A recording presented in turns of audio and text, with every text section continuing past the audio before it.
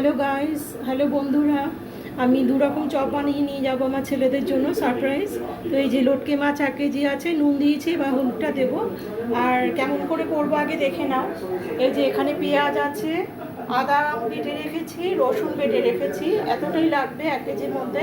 আর আমি একটু রসুনটা বেশি পছন্দ করি খাওয়া।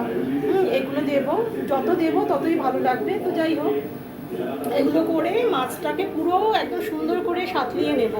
একদম সুন্দর করে সাঁতলিয়ে নিয়ে সেম প্রসেসে আমি করব, ঠিক আছে? যেরকম করে আমি ওটা আগেরটা করলাম সেম প্রসেসে করবো, খালি মাছ দুটো আলাদা। তো দেখতে থাকো।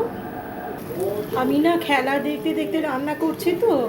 আর এই যে তোমাদের দেখাতেই ভুলে গেছি, মানে পেঁয়াজ রসুনটা সর্ষের তেলে কষাচ্ছি। তো পেঁয়াজ রসুনটা সর্ষের তেলে আগে পেঁয়াজ ভাজলাম, তারপর রসুন দিলাম। নিয়ে এখন আমি এই যে লটকে মাছগুলো নুন দিয়েছিলাম আর হলুদ দিয়েছিলাম, এগুলো দিয়ে দিলাম। এবার এটার সাথে খুব ভালোভাবে মেশাবো। আর লটকে মাছের থেকে তো জল ছাড়ে। ওই জলটা যতক্ষণ না শুকাবে আর যতক্ষণ না কষানো হবে ততক্ষণ কিন্তু এটা নেড়েই যেতে হবে, কারণ লটকে মাছ কিন্তু নিচে লেগে যায়, কড়াইয়ের মধ্যে নিচে লেগে যায়। তাই জন্য কন্টিনিউ নাড়াতে হবে হাই ফ্লেমে। এবার সবার গ্যাস তো সমান না, কারুর গ্যাসে কম ফ্লেম হয়, কারুর গ্যাসে মিডিয়াম, আর কারুর যাদের প্রচুর হাই ফ্লেম হয় তারা একটু বুঝে বুঝে করো। গ্যাসের বুঝে, ওভেন গ্যাসটা করে বুঝে করো, যাতে পোড়া না লেগে যায়। তো যাই হোক, এটা আমি কিন্তু এখন নাড়বার সমানে কিন্তু এখন জল বেরোবে লটকে মাছ থেকে।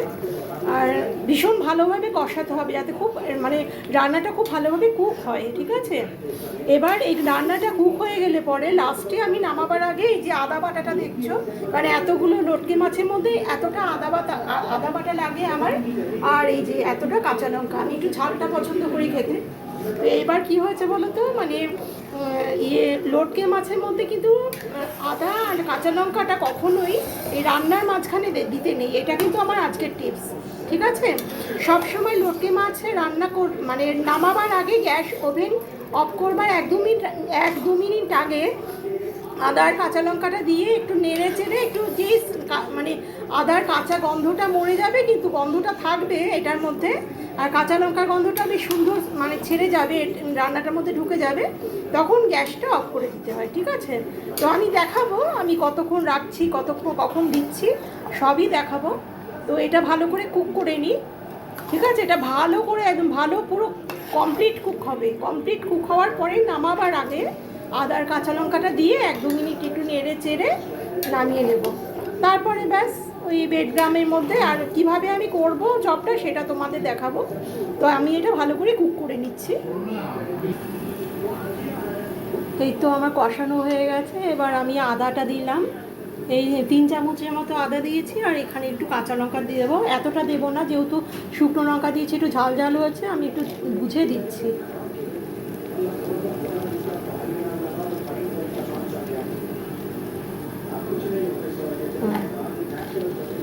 ব্যাস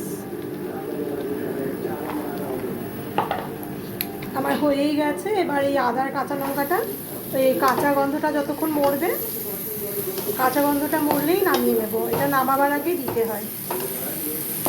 আমার অলমোস্ট ডান লটকে মাছের মানে স্টাফিংটা। এবার আমি ওই চপটা যখন করব তখন আবার দেখাচ্ছি। এটা আমি এখন একটু নাড়িয়ে কাঁচা গন্ধটা সরে গেলে পরে এবার নামিয়ে নেব, গ্যাস অফ করে দেবো। এইটার কিন্তু মেন হচ্ছে আদার কাঁচা লঙ্কাটাই হচ্ছে মেইন, এটাতেই স্বাদটা খোলে বেশি। তো ঠিক আছে, আমি এটা নাড়ি নামিয়ে তারপর যখন চপ বানাবো দেখাবো। তো এই দেখো আমার স্টাফিংটা রেডি, চপের আর কি লটকে মাছের। এটা হয়ে গেল কমপ্লিট। এবার এটাকে আমি কিভাবে আমি বল করে ভাজবো সেটা আমি দেখাবো, দেখতে থেকো।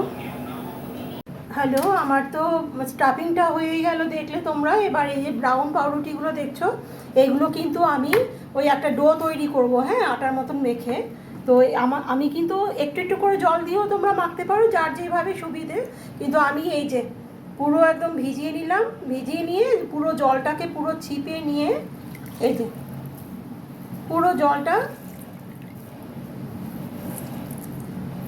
জলটা চিপে নিয়ে রাখলাম, ঠিক আছে? এইভাবেই প্রত্যেকটা পাউরুটি আমি জলের মধ্যে চিপে চিপে রেখে পুরো একদম আটার মতন করে মেখে নেবো আগে।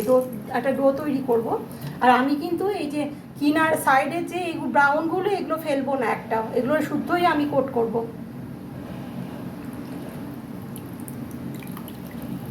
তো ঠিক আছে, আমি করে নিয়ে দেখাচ্ছি।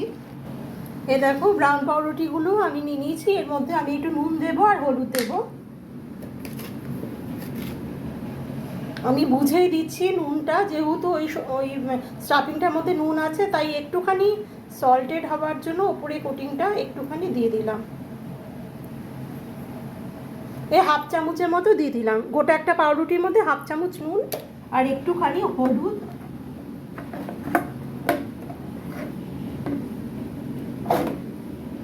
এই যে ছোট একটা চামচের হলুদ দিলাম। আর একটু কালার আসবার জন্য আমি একটু লঙ্কার গুঁড়ো দিয়ে নেব। আমি এখানে 1 চামচের মতো লঙ্কার গুঁড়ো দিয়েছি।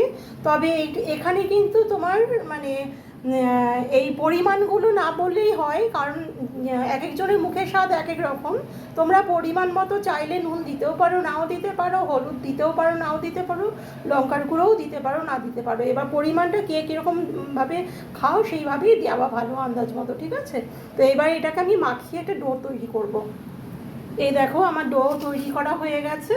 এবার এটার মধ্যে আমি ওই মাছের পুরগুলো ভরবো, ওই বলগুলো আগে করে নেব হাতে। চলো দেখাচ্ছি কিভাবে কি করছি। নিয়ে ভরে আবার ওই ডিমের গোলার মধ্যে চুবিয়ে ওই ভার্মিসিলির মধ্যে কোট করে ভাজবো। ওই একই প্রসেস, ওটার মতনই প্রসেস, বুঝেছো?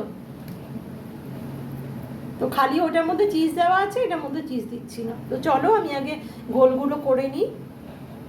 এই দেখো আমার লটকে মাছের বলগুলো হয়ে গেল চপের, এই যে করে নিয়েছি। এবার আমি এখানে যে পাউরুটি ডোটা করে রেখেছি, এখানে অল্প চিজ বেঁচে গেছে। যে কটাতে হয় চিজ ভরে দেবো, আর যে কটাতে মানে হবে না তো দেবো না। এটা না থাকলে দিতাম না, বেঁচে গেছে, নষ্ট করে লাভ নেই, যেহেতু থাকবো না ফ্রিজ অফ করে দিতে হবে। ওই জন্য এই চিজটা আমি অল্প অল্প করে ঢুকিয়ে দেবো সব যে কটাতে হয়। আর এই যে পাউরুটি ডোটা এবার হাতের মধ্যে গোল করে এই বলগুলো ঢোকাবো। মানে জাস্ট আর কি এটা সেফটি গার্ডের মতো পাউরুটিটা দেওয়া আর কি, আর কিছু না। পাউরুটি না দিলেও চলতো।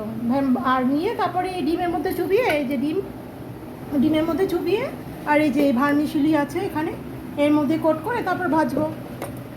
খুব ভালো লাগে খেতে। এইভাবে তোমরা বানিয়ে করে, পুরো জিনিসটাই তো খুব করাই আছে আমার, জাস্ট চপ বানিয়ে নিয়ে যাব, ওই জন্য আমার এত কিছু করা। ঠিক আছে, তো দেখতে থাকো, আমি করি তারপর দেখাচ্ছি।